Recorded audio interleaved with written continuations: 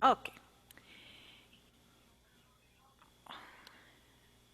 Clase del día de hoy, ya hemos evacuado la conferencia que tuvimos con nuestra cónsul general ya retirada, en estado de retiro, que en realidad para mí ella es una de las mejores representantes que hemos tenido en los últimos años dentro de lo que es el cuerpo diplomático y consular.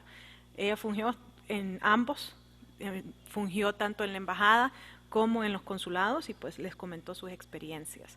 Muy importante para mí que ustedes vean lo que un buen diplomático y lo que un buen cónsul puede hacer por nuestro país. Entonces las gracias a Carol Escalante que nos acompañó esta primera hora y que por razones de privacidad pues no grabamos su intervención, justamente para que ella pudiera hablar con libertad, ¿no? Eh, Vamos entonces a evacuar, empezando con un brevísimo repaso.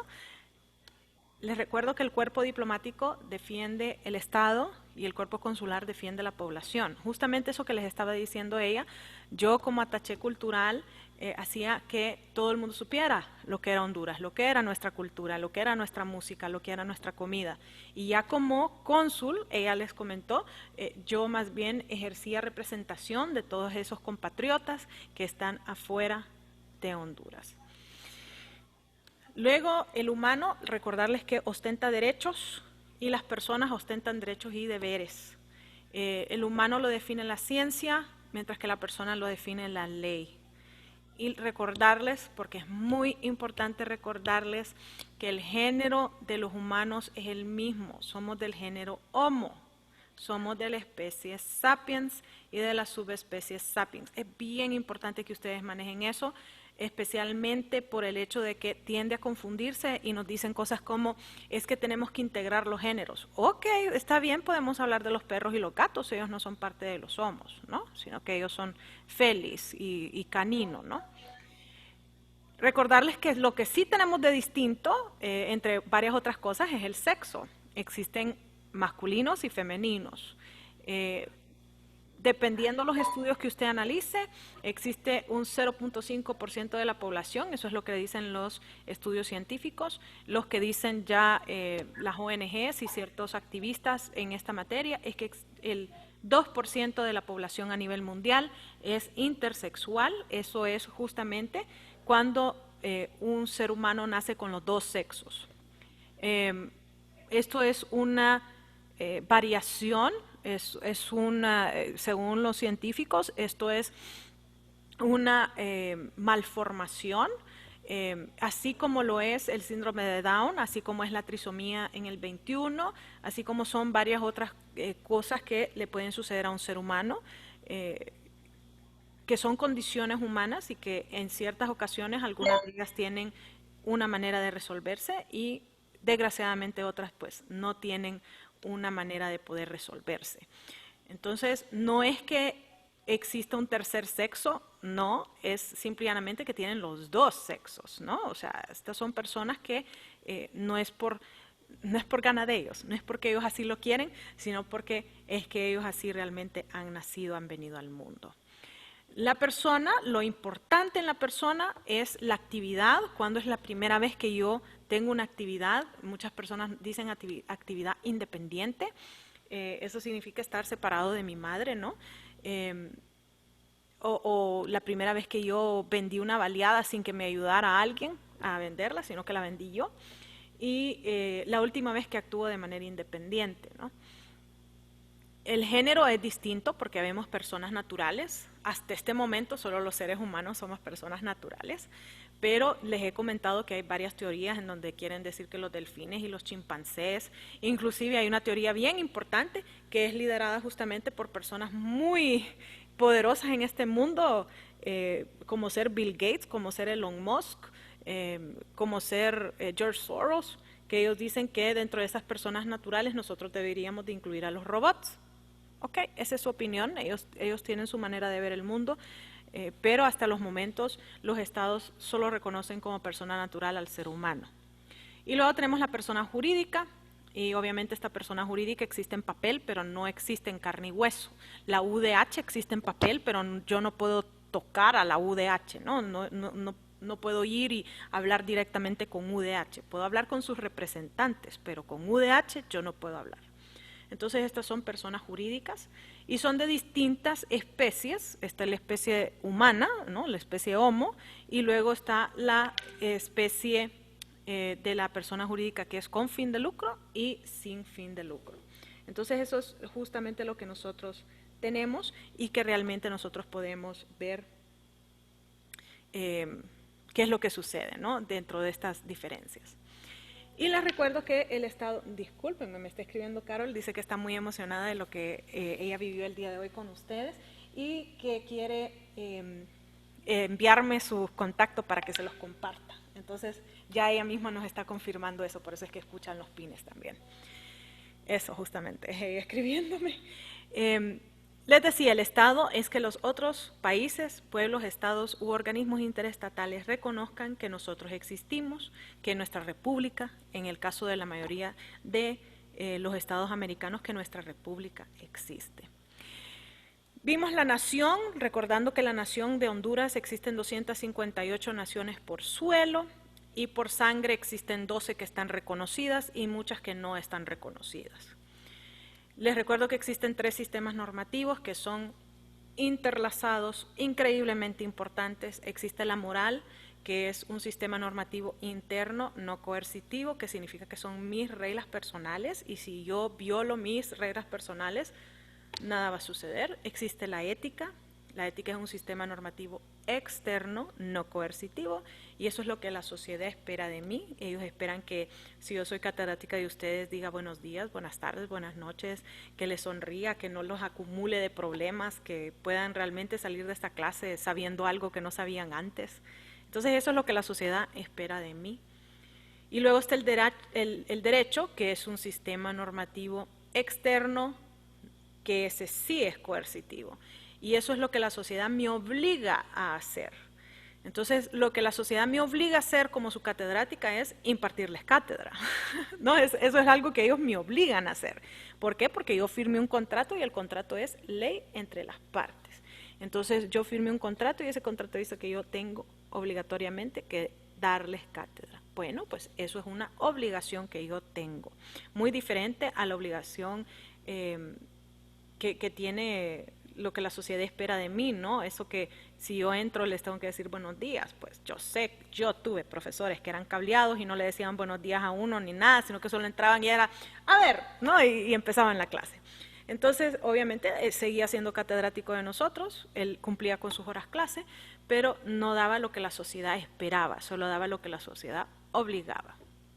Entonces, esos son los 3 sistemas normativos que tenemos.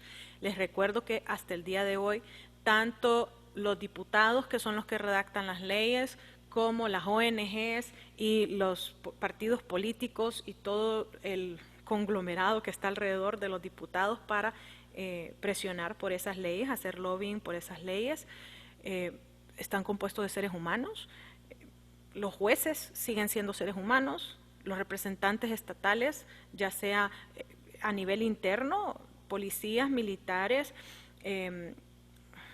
secretarios de Estado, todos los que trabajan adentro de todo ese cuerpo gubernamental adentro del Estado, y los que están afuera, diplomáticos y cónsules, ¿no? De cualquier índole, representantes del Estado, agentes interestatales como les llamo yo, pues ellos siguen siendo seres humanos. Y todos los seres humanos tenemos reglas personales y todos los seres humanos vivimos en sociedad que nos dice que esperan algo de nosotros y que también nos obligan a hacer ciertas cosas. Entonces estos 3 sistemas están íntimamente relacionados, ¿no? Segunda semana, recordarles que la palabra más importante al hacer la diferencia entre el derecho internacional público y el derecho internacional privado es la palabra soberanía. Esa es la palabra más importante, eso es lo que nos hace la diferencia. El Estado, recordarles que puede actuar dentro del derecho internacional privado y ellos actúan en este caso como particulares. Eso significa que ellos en ese momento no ostentan soberanía, que es diferente al mal uso de la soberanía, ya que el mal uso de soberanía sí acarrea responsabilidades. Muy diferente usar algo mal a simple y llanamente no tenerlo. Si se trata de una ley, Cancillería debería de incluir al Poder Legislativo, deberían de recordar eso. Si se trata de una política pública, es decir, proyectos, debería de incluirse al Poder Ejecutivo, pues dependiendo de qué proyecto es el que vamos a ejecutar, ese es el brazo del Poder Ejecutivo que vamos a incluir. Si se trata de proyectos judiciales, como por ejemplo construir una nueva sede, construir una biblioteca, donaciones de libros, contratar un consultor en cuestiones de jurisprudencia o en cuestiones de derechos humanos, etcétera, pues si esos son proyectos judiciales, deberíamos de incluir al Poder Judicial. O sea que, lógicamente, si es algo de ley, es el Poder Legislativo al que tenemos que incluir. Si es algo de políticas públicas, es al Poder Ejecutivo que tenemos que incluir. Y si es algo específicamente para el Poder Judicial, pues deberíamos de incluir al Poder Judicial. Existen agentes interestatales, están los públicos y están los privados. Los públicos son los que ostentan los plenos poderes, esos que se tienen que cuidar de qué es lo que dicen y qué es lo que hacen. Ellos están encargados de crear amistades, muy importante. Los amigos son bien importantes, tanto en la vida personal como en la vida profesional. Los amigos son altamente importantes. Y la razón por la cual son altamente importantes es porque cuando yo tengo problemas, al que yo le pido ayuda es a mi amigo. Si yo tengo un enemigo, ese más bien se va a alegrar de que yo tenga problemas. Entonces, yo lo que necesito es crear amistades. Y recordarles que estos públicos son leales al Estado. Usualmente, ellos tienen ese vínculo de patriotismo, de amor, de responsabilidad que ellos sienten por el Estado que están representando en ese momento. Y luego estamos los privados, y ahí me incluyo yo. Nosotros lo que hacemos es defender la soberanía del Estado, muy importante ese trabajo que nosotros realizamos, ¿no? Encontramos, usualmente ustedes nos encuentran en salas de negociación o en cuestiones alrededor de las salas de negociación, afuera de la sala o brindando asesoría de manera remota. Y somos leales a la causa. Es raro que seamos leales al Estado, porque es raro que un Estado tenga suficiente cuerpo diplomático con suficiente presupuesto como para tener un experto en cuestión de agua, un experto en cuestión de agua salina y agua dulce y agua potable. O sea, esto le estoy hablando de un tema, el agua, ¿no? Agua salina, agua dulce, agua potable, aguas negras, aguas de riego, o sea, solo ahí ya van 5 que les he mencionado y no soy experta en aguas. Entonces imagínense cuántos expertos tiene que tener un Estado si ese solo es un tema. Ahora imagínense cuestiones de la mujer, cuestiones de la niñez, cuestiones del hombre, porque usualmente me los dejan ahí de lado y como que no les importa que ustedes existen, pero sí, los hombres también tienen que ser defendidos y tienen que tener protecciones. Es raro que los hombres quieran admitirlo, pero ustedes no son invencibles, también son seres humanos de carne y hueso. O como les digo yo usualmente a mis alumnos, miren, es que ustedes pueden actuar a ser Superman, pero solo una bala van a parar con el pecho. Solo una van a parar con el pecho, tal vez 2, ¿verdad? Tal vez si tienen mucha suerte y el que les disparó no sabía qué hacer, pues tal vez 2 pueden parar con el pecho, pero Superman es de a diario que puede parar muchas, ¿verdad? Entonces también los hombres necesitan esas protecciones a nivel internacional. Nosotros deberíamos de tener esa conciencia. Entonces usualmente los diplomáticos privados somos leales a la causa y muy rara vez estamos representando a nuestro propio Estado. Entonces no tenemos ese amor por el Estado. Entonces tenemos que tener cuidado con ambos, ¿no? Con los públicos tenemos que tener cuidado porque es lo que sale de su boca, porque es dónde es que ellos andan, con quién andan metidos. O sea que ellos tienen que ser buenos y también aparentarlo. Esa frase clásica que nosotros tenemos de que uno no solo tiene que ser bueno, sino que también tiene que aparentarlo, ok. Esa frase les aplica mucho a los diplomáticos o a los agentes interestatales públicos. Y luego tenemos los privados y ahí tenemos que tener sumo cuidado porque esos son leales a la causa, pero no necesariamente al Estado. Y entonces tenemos que tener esos contratos de confidencialidad con ellos, justamente porque si a mí no me paran de decir las cosas, pues yo puedo venir y decirle todo a Honduras, ¿no? Y no necesariamente eso va a ser beneficioso para otros estados que yo he representado.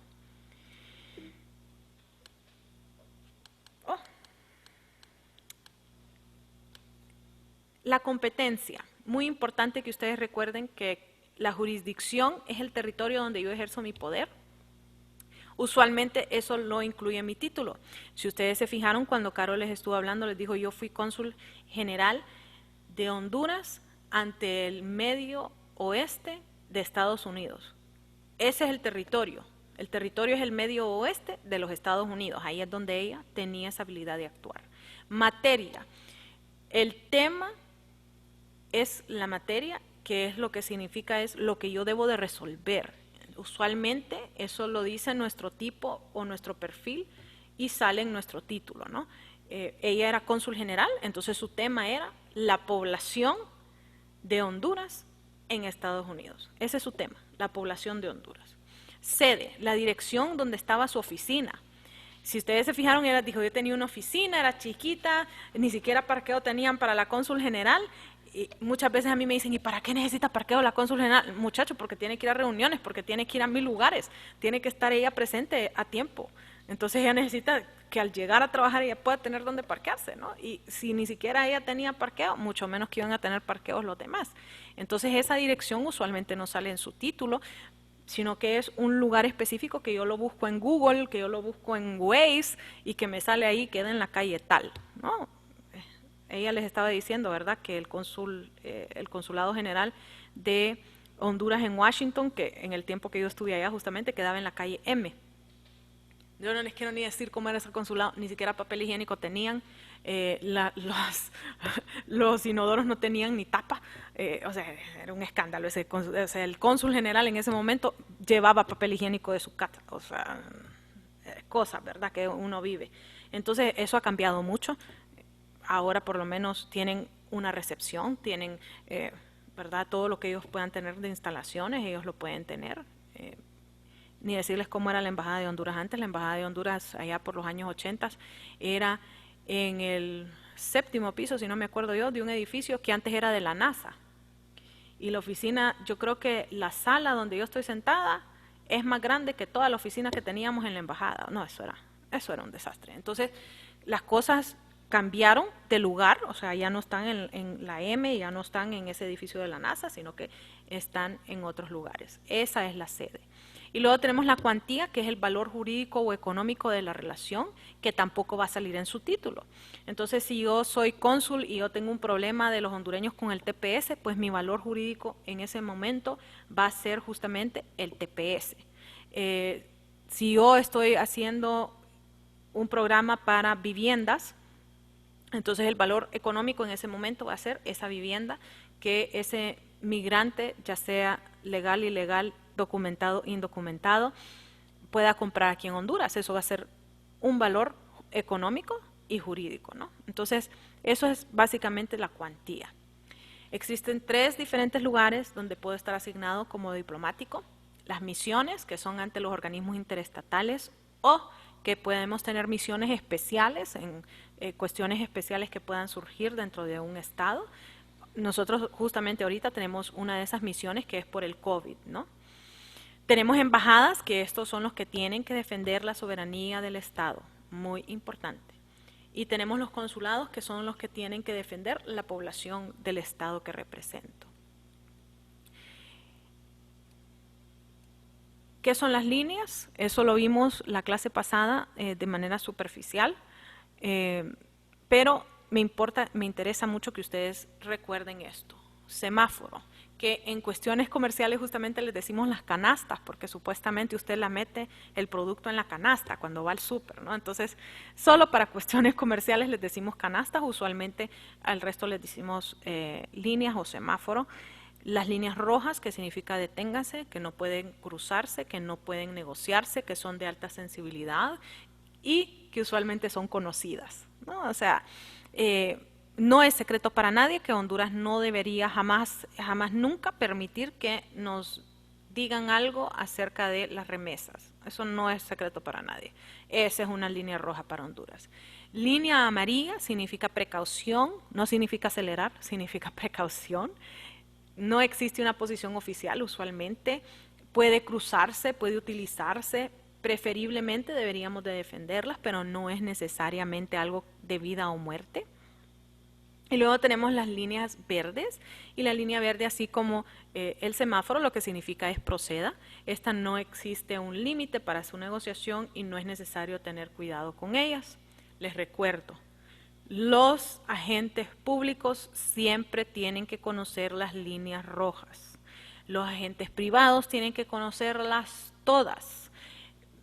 Abogada, ¿esto significa que yo tengo que saber todas acerca de todos los temas? No, significa que yo tengo que conocerlas, que voy a ir a negociar yo. ¿Cuáles son las líneas que yo voy a ir a negociar en ese momento? ¿Sí? Obviamente es imposible en estados que son altamente organizados como Alemania, como Inglaterra, el Vaticano, altamente organizado, como, vamos a ver, de nuestra región, Costa Rica es altamente organizado, Nicaragua es altamente organizado, Estados Unidos, Canadá son altamente organizados, México está llegando a ese nivel de organización. Es increíblemente difícil que usted pueda saberse todas las líneas de todos los temas, o sea, es virtualmente imposible. Cuando yo les digo virtualmente imposible es porque literalmente ellos tienen libros de líneas rojas, libros de líneas amarillas sobre un tema en específico. Entonces es casi imposible que yo pueda conocer todas las líneas de todos los temas. Sería mentir, ¿verdad?, que decir algo así. Esto es lo que yo quiero que ustedes recuerden acerca de los puestos que nosotros tenemos. A nivel interno, lo que nosotros hacemos es la estrategia. ¿Cómo es que vamos a hacer las cosas? Los diplomáticos lo que tienen que hacer es defender al Estado, y los consulares, las cuestiones consulares es la defensa de la población. Directivos se llama el puesto número 1, que es igual al embajador o al ministro. Luego tenemos el ejecutivo, que es igual al ministro consejero, que es igual al cónsul general. Luego tenemos el técnico administrativo 3, que es igual al consejero o al primer secretario, que es igual al cónsul y al vicecónsul. Luego tenemos el técnico administrativo 2, que es igual al segundo secretario, que es igual al agente consular. Luego tenemos el técnico administrativo 1, que ese es igual al tercer secretario y al agregado, usualmente agregado diplomático, muchas personas le llaman agregado consular, que es igual al agregado consular. Y por último tenemos los operativos, y esos existen en todo, ¿verdad? Que esos justamente son el chofer, la que barre, la que trapea, pues los que hacen el trabajo del día a día, ¿no? El trabajo que usualmente uno no lo ve a menos que haga falta. Así les digo yo, es el trabajo que uno no ve a menos que haga falta. Bueno, ese es el trabajo de los operativos. Ese trabajo de los operativos lo puede hacer alguien nacional, o lo puede hacer un extranjero, o lo puede hacer, o sea, una compañía que nosotros contratemos para limpieza, para ejemplo de catering. Eso es muy famoso en las embajadas, que ellos tienen un evento y entonces llaman a una compañía a que les haga las comidas, y dependiendo de qué tipo de evento es, pues así va a ser esa agencia de catering, de servicio no solo de comida, sino que de servicio de meseros y cosas así, ¿no? Entonces, esos son operativos, eso podría entrar dentro de los operativos. Próximas entregas que tienen. El 20 es su último día para hacer el crucigrama. Problemas que he tenido con el crucigrama, que luego de escribir la palabra le ponen enter o le ponen un espacio de más y entonces no les acepta la palabra. O por ejemplo que haya una palabra, una frase como políticas públicas, que son 2 palabras, bueno, que me le pongan el espacio en medio. Esos son los problemitas que he tenido. No acepta acentuación, signos de acentuación, entonces no necesitan ponerle los signos de acentuación porque no se los va a aceptar. Pero por el resto ya debería de estar la plataforma funcionando completamente bien, el crucigrama. Tenemos un simulacro el 25 de agosto, ahí vamos a hacer un análisis y un memorándum, que justamente vamos a hablar un poco de eso el 25 mismo, porque quiero que aprendan a hacer las cosas rápido y luego que aprendan a hacer las cosas a profundidad. Rápido es el análisis, a profundidad es el memorándum. Para su proyecto, el 19 de agosto tienen la redacción, o sea, mañana tienen que subirla. El 22, los que están encargados de hacer esa gráfica tienen que subirlo. Y el 25 tienen que subir la corrección. El 26 va a ser tiempo de preguntas y respuestas nada más, en donde ustedes van a tener cada grupo 5 minutitos para decirnos cómo es esa línea de comunicación y que el resto podamos hacer preguntas y respuestas. Entonces, desde ahorita les aviso, ¿verdad? Que eso es lo que vamos a hacer el 26. No va a ser extenso. Estimo yo que debería de ser no más de 1 hora esa última clase que tengamos. Entonces, habiendo pasado los comerciales, vamos a hablar un poquito acerca de qué preguntas podemos tener esta semana. ¿Cómo es la vida de un agente interestatal hondureño? Eso que les estaba contando Carol. Carol les estuvo evacuando cómo era esa vida y justamente nuestro embajador Breno le decía, es que hay personas que literalmente no les gusta hacer para lo que están asignados porque ya tienen su vida resuelta, entonces a ellos no les importa. Y Carol le contestó, es que hay un montón de gente que le gusta ir de 9 a 5.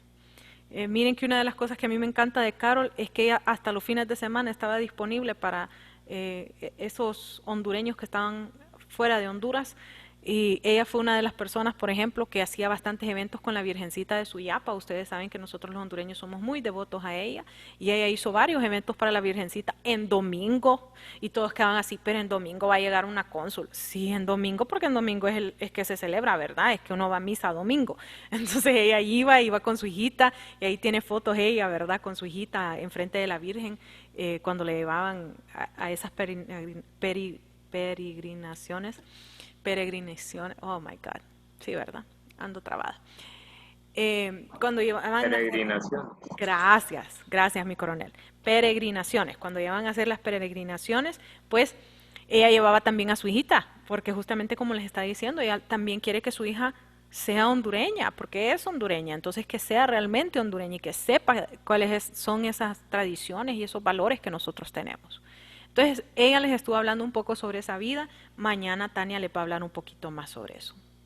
¿Cuál es la historia de Cancillería? Y cómo se utiliza la paz. Miren qué feo cómo se oye esa frase, ¿verdad? ¿Cómo se utiliza la paz?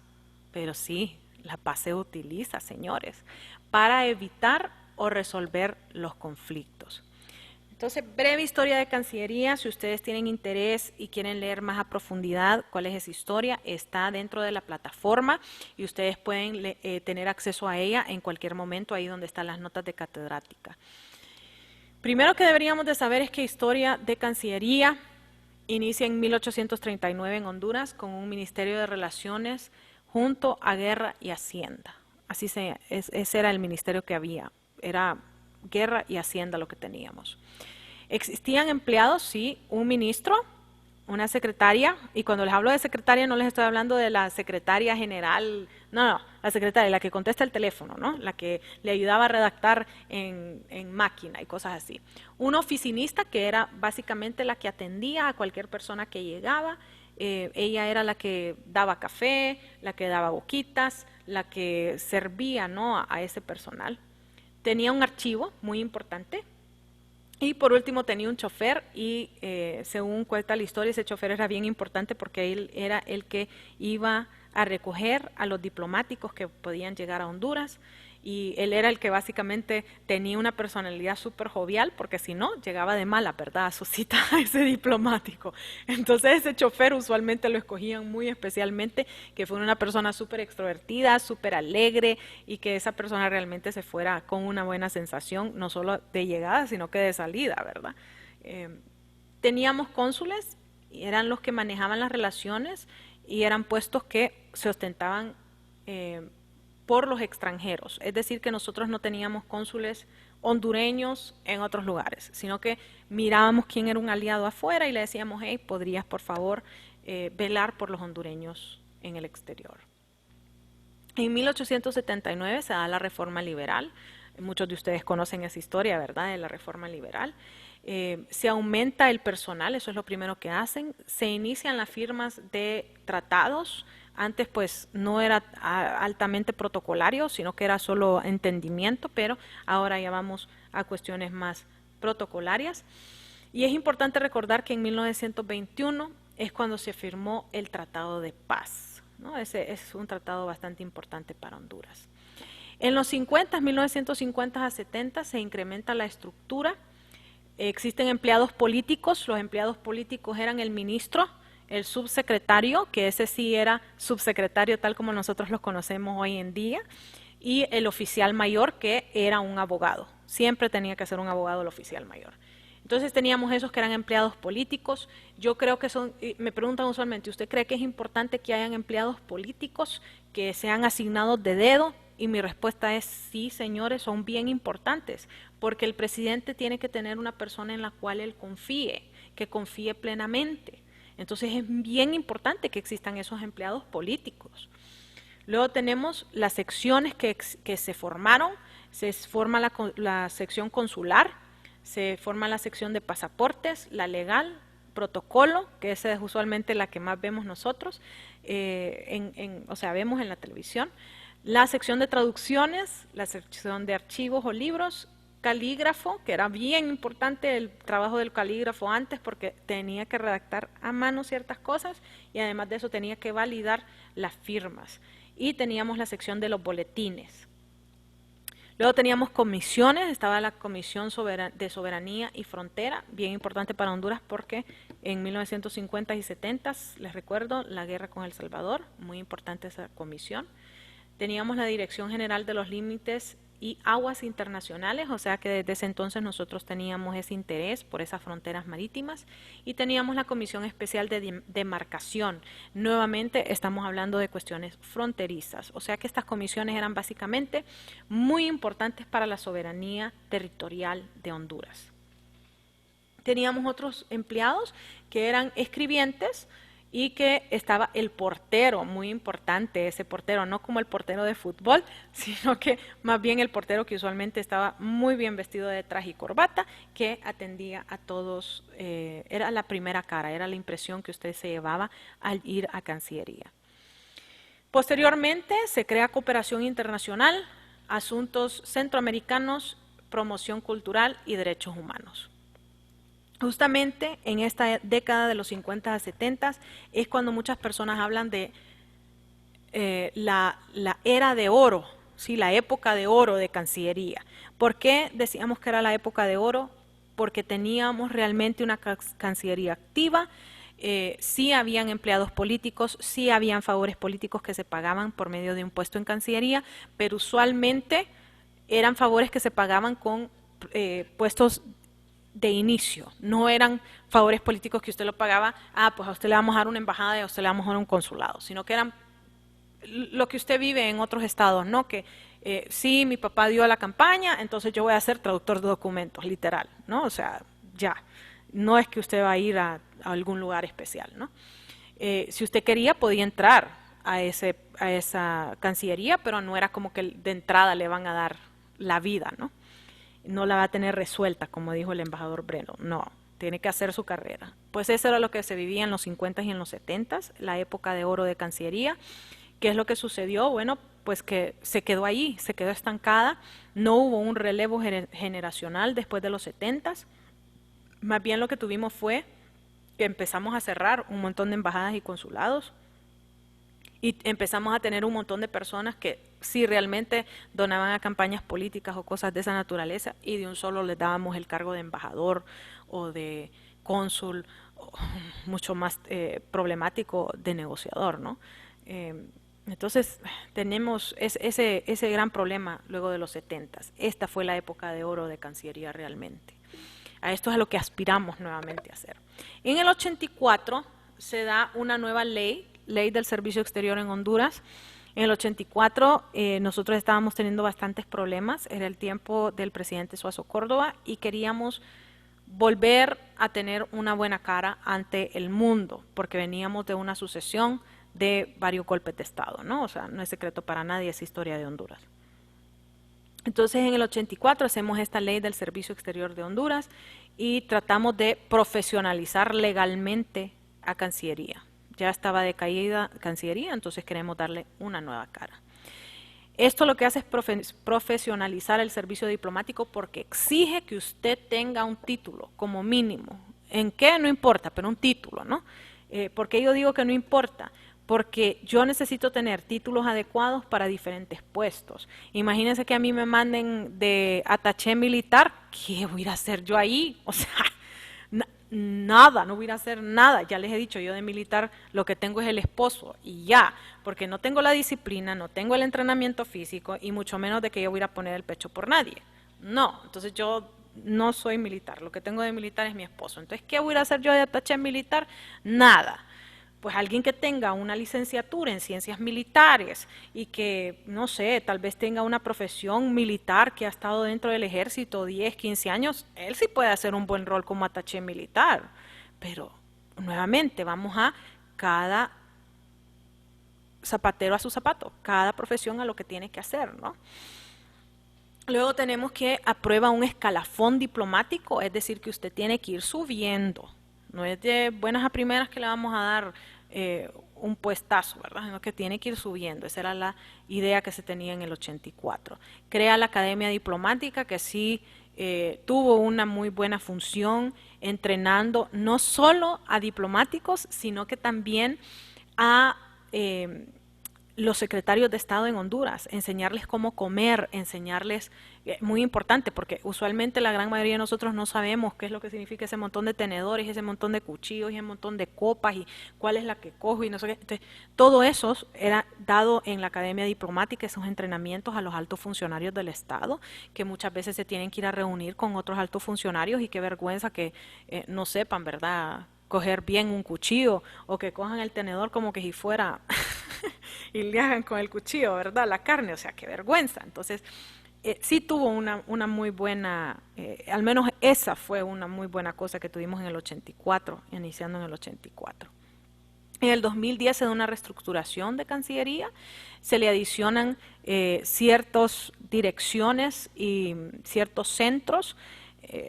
Si se fijan, está una Dirección General de Tratados y Convenios que no tiene ninguna subdirección en reservas, por ejemplo, algo muy importante. Tampoco tienen una dirección o subdirección de negociadores, entrenamiento de negociadores, no lo tienen. Pero, bueno, vamos avanzando un poco, ¿no? Existe esa subsecretaría de promoción, inversión y comercio. Eso usualmente es liderado por los empresarios, porque al final del día es a ellos a los que les interesa, ¿no?, esas inversiones y ese comercio. Y esta Dirección General de Integración Centroamericana es bien importante por las cuestiones que trata sobre el SICA y el CIECA, ¿no? Ellos son los que manejan estas cuestiones. Centro Nacional de Estudios Geopolíticos, usualmente ahí están ciertos militares o militares retirados, porque ellos usualmente son los que tienen ese conocimiento, ¿no?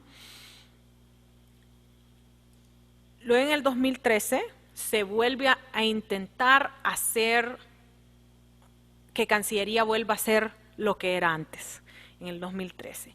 Y la Secretaría de Relaciones Exteriores y Cooperación Internacional se crea como tal, se crea con ese nombre. En junio del 2013 se publica la Ley de Servicio Diplomático y Consular. En octubre de ese mismo año se crea un manual de perfiles. En enero del 2014 cambia el nombre de la Secretaría y en febrero del 2014 se reforma la ley. ¿Por qué hacemos todas estas reformas? Porque vimos que no solo lo que teníamos de una academia y lo que teníamos de este montón de secretarías y direcciones y cuestiones era lo necesario. Se da cuenta el Estado que lo que realmente necesita es realmente formalizar esa Cancillería, hacer que personas que realmente van a trabajar, trabajen. Que si vamos a pagar un favor político, se pague, pero que se pague con alguien que realmente pueda ir y hacer bien su trabajo. Eso es lo que estamos buscando. Entonces, esa es básicamente una muy breve historia de Cancillería, eso es lo que ha pasado en Honduras. Obviamente hay profesionales increíblemente capacitados adentro de Cancillería, pero necesitamos que esa reforma realmente tome pie, que esa reforma realmente se sienta, que esa reforma realmente no solo sea 1, 2, 3, 10, 15 personas, sino que realmente sea una reforma que acapare toda Cancillería, ¿no? Que realmente haya un escalafón, que realmente se siga ese manual de perfiles, 15 años, 20 años, tantos años. Sí, porque la experiencia le va a dar a usted lo que la educación en libros no le puede dar. Y si no, pregúntele a cualquier abogado cómo es ese primer caso que él lleva, o pregúntele a ese militar cómo será la primera vez que lo mandan a hacer una redada, si será cierto que es tal cual como dice el libro, o pregúntele a un embajador si la primera vez que le tocó ir a un lugar donde él no quería ir fue fácil. O sea, la experiencia es lo que realmente le da eso a uno, ¿no? Entonces hay que tener una Cancillería atractiva, una Cancillería que funcione y una Cancillería que realmente nos dé una buena cara al exterior. Entonces les dije, vamos a hablar de la fuerza. Fuerza lo que significa es fortaleza, que es la habilidad de poder actuar para defender o atacar una postura. Y existen varios tipos de fuerza. La fuerza más poderosa de todas es la fuerza militar. ¿Y por qué decimos que la fuerza militar es la más poderosa de todas? Porque esa es la que nos puede matar, así de sencillo. O sea, yo los puedo matar de aburrimiento, pero no se preocupe, se toma una taza de café y ya estamos cheque. Pero un militar me puede realmente a mí matar, ¿sí? Yo no estoy entrenando a los militares para que vayan a sembrar árboles, señores. Ese no es el punto de un militar, ir a sembrar árboles. Que ellos pueden sembrar árboles, ok, sí, muchas gracias. Pero ellos en realidad lo que tienen que hacer, para lo que están entrenados, es para usar la fuerza letal. Eso es para lo que se entrena un militar. O sea, queramos o no queramos entenderlo, es importante que exista la fuerza militar, es importante tenerlos ahí, porque Para sin eso, mantener la paz, abogada. sí, claro, es que, miren señores, si no hay un fuerte, ¿qué va a suceder? ¿Qué sucede si no hay un fuerte? Si hay un débil ahí que le dice, sí, no se preocupe, entre, pásele. ¿Qué sucede? ¿Qué sucede en su casa si no tiene un cerco, si las puertas las deja sin llave? O sea, la va a encontrar como pista de baile, ¿no? O sea, limpia, muy limpia la va a encontrar. Entonces, es importante la fuerza militar, es la más fuerte de todos, y es la más fuerte de todos porque nos puede llegar a matar, ya sea al enemigo o al mismo militar. Y el punto de la fuerza militar es que ellos nos tienen que defender de los enemigos foráneos y sus asociados. Eso es lo que hace la fuerza militar, nos defiende de los enemigos foráneos y sus asociados.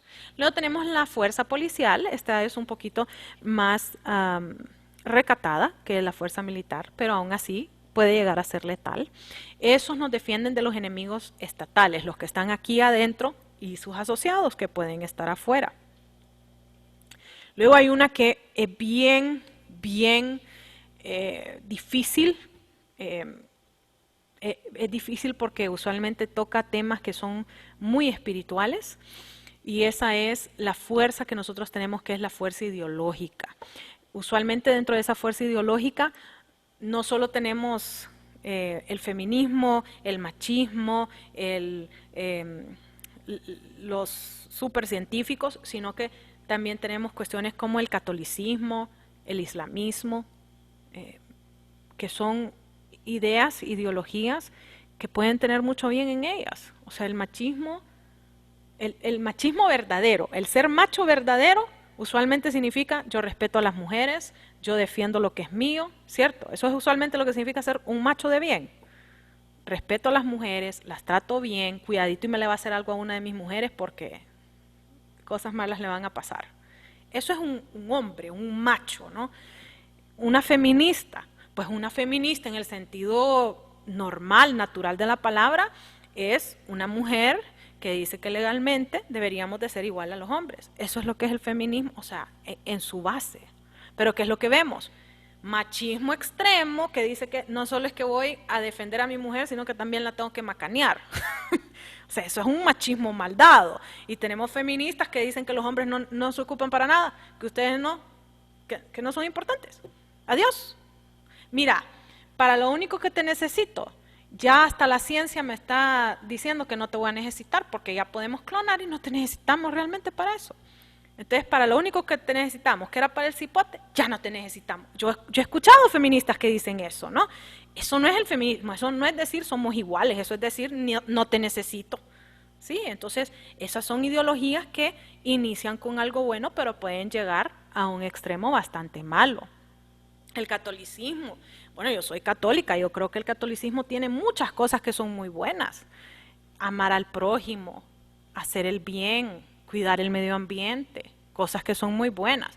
Pero también conozco ciertos católicos que, Dios mío, yo los quedo viendo así como, pero papi, o sea, yo creo que vos estás un poquito, ¿verdad?, sobadito. ¿Cómo que te vas a autoflagelar? ¿Te vas a ir a golpear? por tener malos pensamientos. Vení, explícame vos cómo es eso. O sea, yo sí, yo me siento con ellos, yo les digo, explícame, ¿dónde en la Biblia sale? Porque yo en realidad no entiendo cómo es que vos vas a ir y te vas a coger un cilicio, los que no conocen los cilicios, búsquenlo, que es amarrarse este montón de alambres de púas en una pierna y jalárselo cada vez que tiene un pensamiento malo. O sea, hello.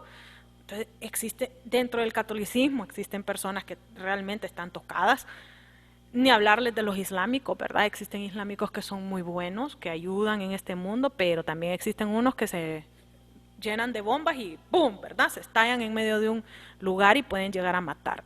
Entonces, esta fuerza ideológica es bien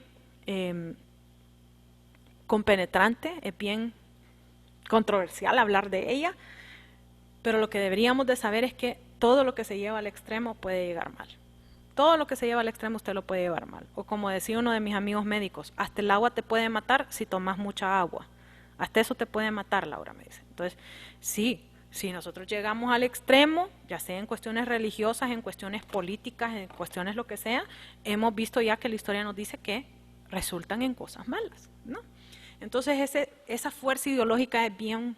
es la tercera en la lista y es justamente porque nos toca ese sistema moral, nos toca ese sistema ético.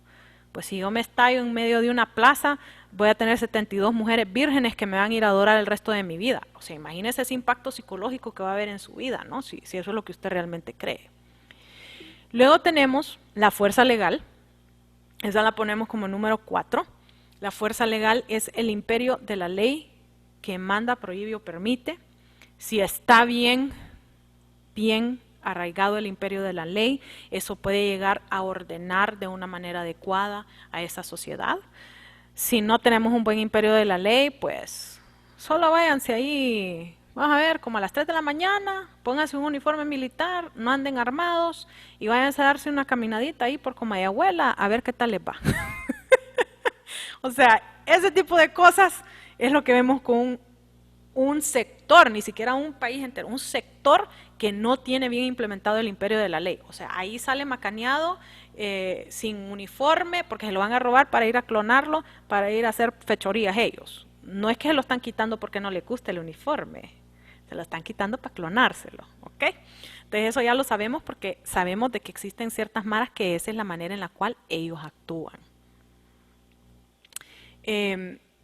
Luego tenemos la fuerza económica y esa es una fuerza de producción, distribución y consumo, productos y servicios básicamente. Esa es muy importante, esa puede llegar a quebrar a un país y obviamente puede llegar a sostener a un país.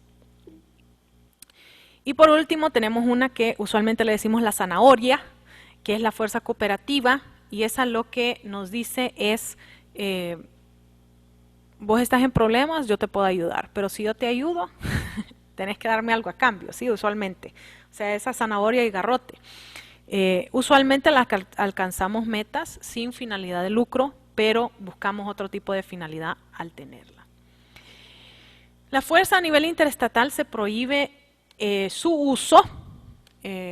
Se imponen dos obligaciones, una obligación negativa que es no hacer uso ni amenazar a hacer uso de la fuerza y nosotros sabemos que esto se viola básicamente todos los días porque se están amenazando.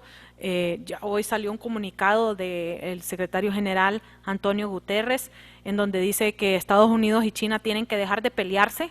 Así les dijo, o sea, como que si fuera el papá y está castigando a los niños. Les dijo, tienen que dejar de pelearse porque si se siguen peleando vamos a llegar a una guerra.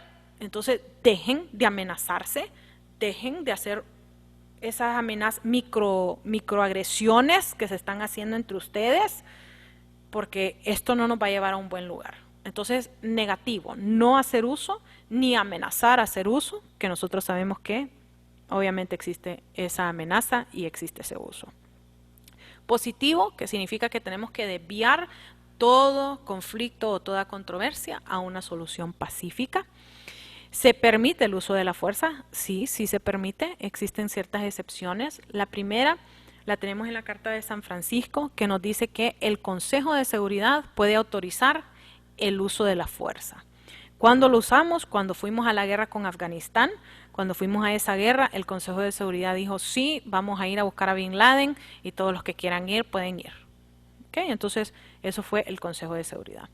La segunda está en la Carta de Naciones Unidas, artículo 51, que es la legítima defensa. Honduras utilizó la legítima defensa cuando El Salvador invadió para repeler el ataque. Entonces, esa la utilizamos nosotros. Estados Unidos la utilizó en la guerra de Irak. Ellos dijeron de que ellos estaban usando la legítima defensa para la operación, vamos a ver, Freedom. Iraqi Freedom, creo que se llamaba la operación, la inicial. Entonces, ellos dijeron que iban a utilizar la legítima defensa. Y tenemos una que ya está en completo desuso, que es los enemigos de las Naciones Unidas. Cuando las Naciones Unidas inició, yo sé que ustedes estudiaron eso en su Derecho Internacional Público, cuando las Naciones Unidas iniciaron, no eran todos los estados los que estaban reconocidos por Naciones Unidas. De los últimos en ser reconocidos fueron el axis del mal, es decir, Alemania, Italia, Japón. Pero nosotros sabemos que esos tres no solo es que son parte de la ONU, sino que más bien son de los mayores donantes de la ONU. Entonces, ¿quiénes son los enemigos de las Naciones Unidas? Pues los enemigos de las Naciones Unidas en estos momentos nosotros los consideramos como dos. Uno, que justamente lo está proponiendo Estados Unidos y lo está tratando de empujar, que son todas las fuerzas delictivas que tienen esa asociación interestatal, como por ejemplo tráfico de drogas, tráfico de armas, tráfico de blancas, que es cuando nosotros traficamos a esos niños, a veces a adultos, muy raro adultos, pero usualmente a niños, para fines ya sean sexuales, laborales, que sí se da también tráfico para cuestiones laborales, usualmente en la casa, y el último que es el más feo de todos, que es el tráfico de órganos, ¿no? Entonces, eso Estados Unidos está liderando, empujando de que se trate de ver a estos grupos delictivos como enemigos de las Naciones Unidas, porque son enemigos de la paz. Abogada, Sí, disculpe, muy buenas noches. sí. Solamente por preguntar, ¿vamos a tener el horario completo? No, ahorita termino con esto. Ok, sí, es que No, tengo tranquilo, una tranquilo. reunión pendiente. No, sí, tranquilo.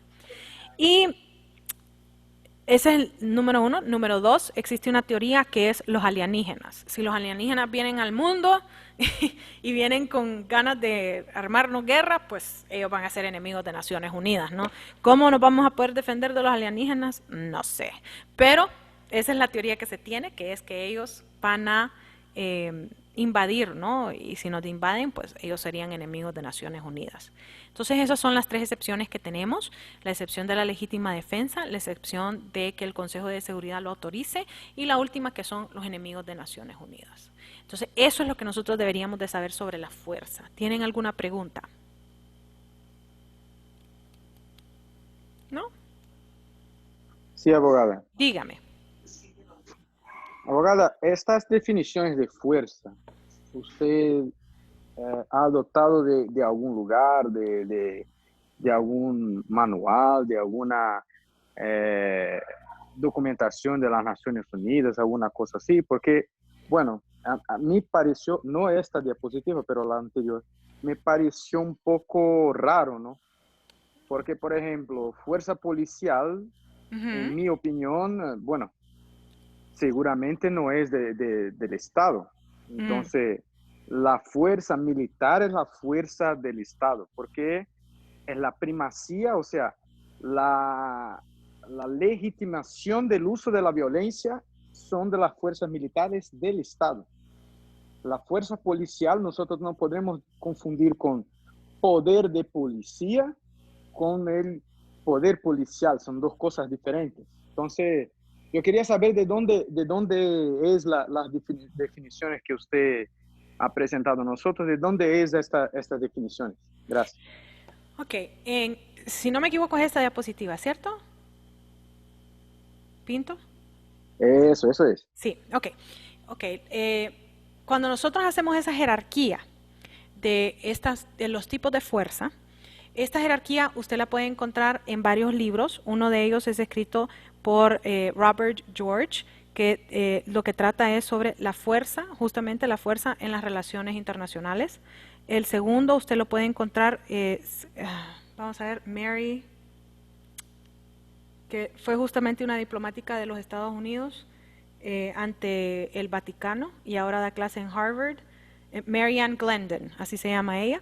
Ella ha escrito un libro acerca de los diferentes tipos de fuerza. Un tercer lugar donde usted puede encontrar estos tipos de fuerza, es justamente adentro de ciertos manuales que se manejan adentro de ciertas ONGs, como por ejemplo la fuerza ideológica, como por ejemplo la fuerza legal. Existen ciertos manuales que son de fuerza económica, fuerza legal y fuerza económica. Estos tres usualmente están manejados adentro de no solo ciertas ONGs, sino que adentro de ciertas cancillerías se manejan estos manuales. Jerarquía. ¿Por qué nosotros hacemos esa jerarquía? Usualmente esta jerarquía la hacen los primeros dos autores justamente porque ellos miran cuál es la que realmente puede llevarnos a una muerte segura en comparación a, ejemplo, una cooperación nos puede llevar a una muerte segura, como por ejemplo que un Estado que nos da toda la ayuda médica nos deje de dar ayuda, ¿no? O sea, eso mataría a las personas.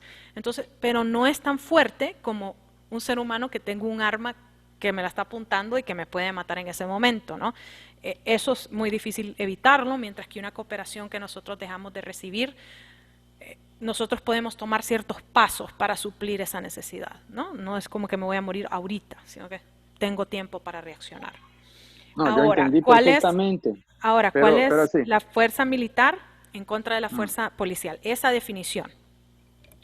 Esta definición básicamente lo que nos está tratando de decir es cuál es el ámbito de actuación que tienen los militares en comparación a los policías.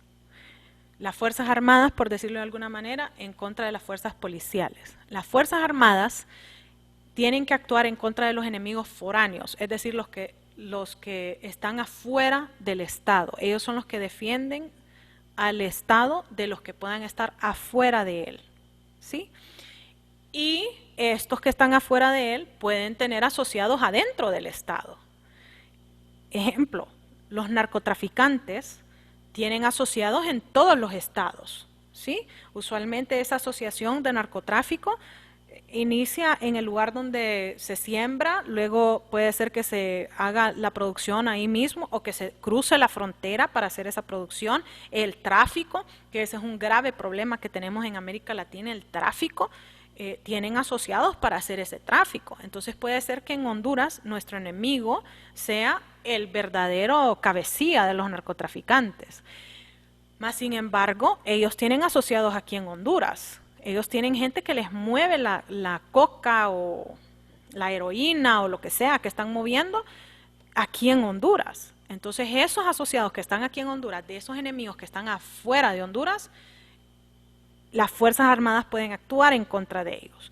Esa teoría que nosotros tenemos es una teoría bastante desarrollada, que la tienen varias de las fuerzas militares, entre ellas la Fuerza de los Estados Unidos de América, en donde ellos dicen de que esa es la razón por la cual el ejército o la naval o la guardia costera, les digo la naval y la guardia costera porque ellos son bastante activos en las cuestiones del narcotráfico, pueden actuar en contra inclusive de un gringo.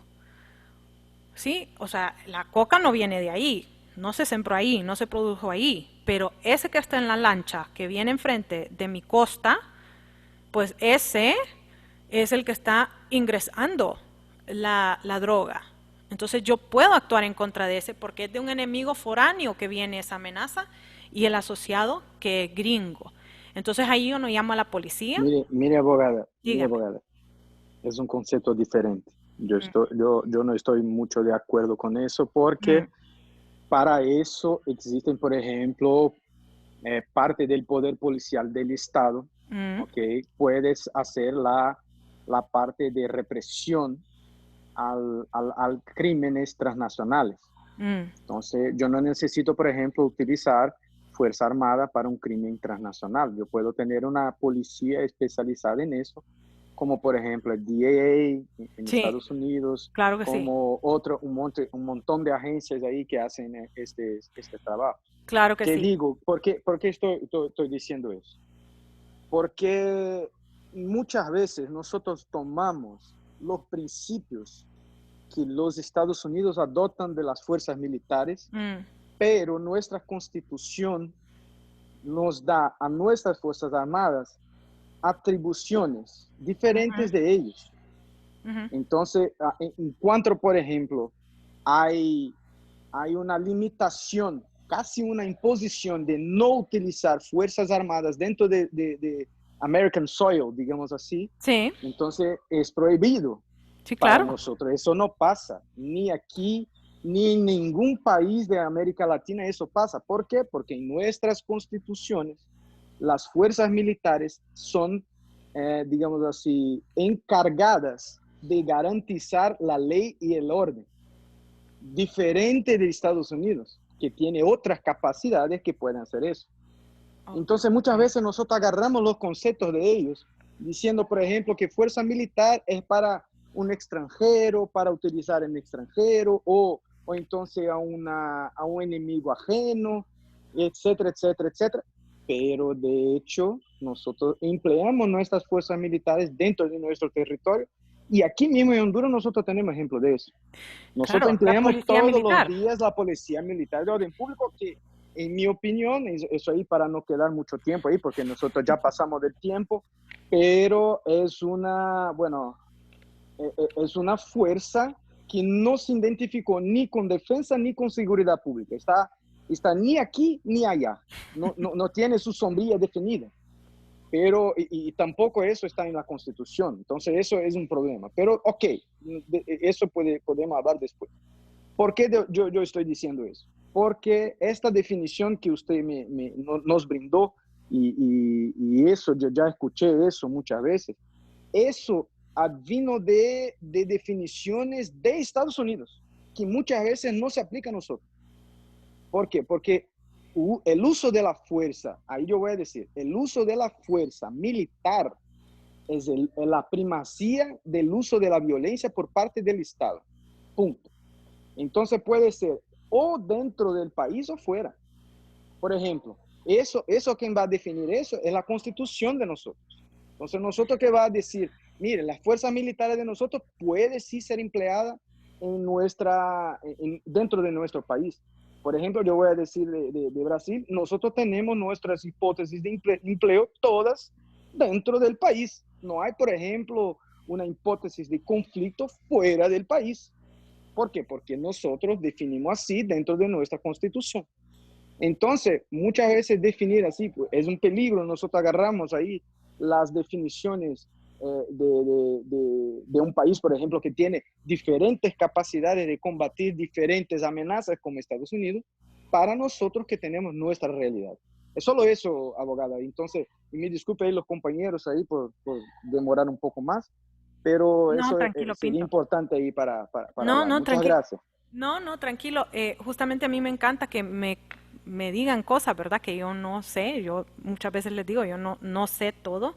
Eh, esta teoría justamente también la tenemos dentro de ciertos pensadores de América Latina de derechos humanos, en donde ellos dicen que la Fuerza Armada, tal cual separada de la policial, no sé si usted sabía, antes en Honduras era la policía dependía de las Fuerzas Armadas, pero Sí, sí, sí, sí. sí, pero justamente estos grandes pensadores de derechos humanos, uno de ellos justamente el que les mandé la conferencia, han dicho que justamente la fuerza militar sí es para los enemigos foráneos y le ponen la cola de y sus asociados. Por eso es que ellos dicen, en la teoría de No, claro, que ellos claro. puedan actuar adentro del Estado, ¿no? Ellos Exacto. No, pero ahí sería, por ejemplo, yo voy a decir porque yo ya escuché, por ejemplo, que el rol de una fuerza armada es defender el Estado y la patria contra sus enemigos, hasta mismo de él mismo.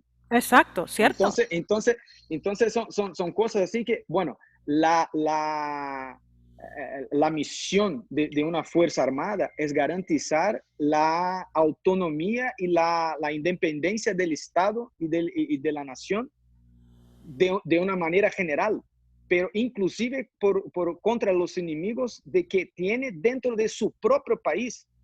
Y eso pasa, ¿ok? Ahora, una fuerza policial tiene el rol de defender la seguridad pública. Entonces, que es diferente, es el bienestar público, es diferente. Una cela por la seguridad física independiente de la nación y otra del bienestar de las personas. Entonces, un policía, por ejemplo, tiene el papel de desempeñarse como defensor de la seguridad pública, o sea, el bien común público y digamos así, de la seguridad física de las personas, pero en una manera general dentro de la sociedad. Entonces, ya organizada la sociedad organizada. Y nosotros los militares tienen la misión de defender el Estado como un ente, digamos así, como si fuera una persona. Nosotros personificamos el Estado como siendo, yo voy a defender a esta persona llamada Estado. Correcto. Entonces, es más o menos así. Sí, correcto. Disculpe ahí por pasar por mucho tiempo. Tranquilo, no, el Estado es una persona. Legalmente hablando, el Estado es una persona. Y justamente nosotros defendemos al Estado como persona porque es una persona, ¿sí? La policía, sin embargo, cuando nosotros hablamos de los enemigos estatales, es los que quiebran la ley dentro de una república, una monarquía, dependiendo de cómo es la organización, ¿verdad? Una federación podría ser, como lo es en Brasil. Entonces, esos son los enemigos estatales, los que quiebran la ley adentro de ese estado. Y obviamente sus asociados que pueden ser afuera, como son las maras y las pandillas que tenemos que están en Estados Unidos, que están en El Salvador, que están en Guatemala, que invaden justamente y son parte de esos enemigos estatales. Por eso es que nosotros tenemos asociaciones como la Interpol. La Interpol actúa a nivel internacional. ¿Por qué? Porque está buscando los asociados de los enemigos adentro de esa república, adentro de ese estado. ¿Por qué decimos eso? Porque nadie que está fuera de su propio estado de manera ilegal puede ganarse la vida de una manera legal. O sea, eso no es posible, ¿cierto? Entonces alguien tiene que estarle ayudando, ya sea dándole un trabajo de manera ilegal o metiéndolo dentro del ciclo delictivo. Entonces, eso es justamente la razón por la cual se le da eso de enemigos estatales y sus asociados, porque sí, la policía tiene una manera de actuar a nivel interestatal, que es por medio de Interpol justamente, ¿no? Entonces, esas teorías son bien interesantes analizarlas y verlas. Y como le digo, usualmente me gusta cuando personas que saben mucho más que su propia catedrática sobre el tema, pues pueden hablarme un poco sobre eso, porque obviamente yo también aprendo, ¿no? Yo también puedo llegar a aprender. No sé si alguien más tiene alguna pregunta sobre algo de lo que tocamos el día de hoy. ¿No? Ok, entonces mañana nos miramos a las 6 porque vamos a tener a la abogada Tania y luego vamos a evacuar ciertas cositas sobre la fuerza, ya hablando a nivel de conflicto, qué es un conflicto y cómo lo derivamos al uso de la paz. Así que buenas noches, gracias por venir a todos, gracias por tratarme también a Carol, que tanto la quiero y la estimo, y los veo el día de mañana. Buenas noches. Buenas noches. Buenas noches. Muchas gracias, buenas noches. Buenas noches. Buenas noches.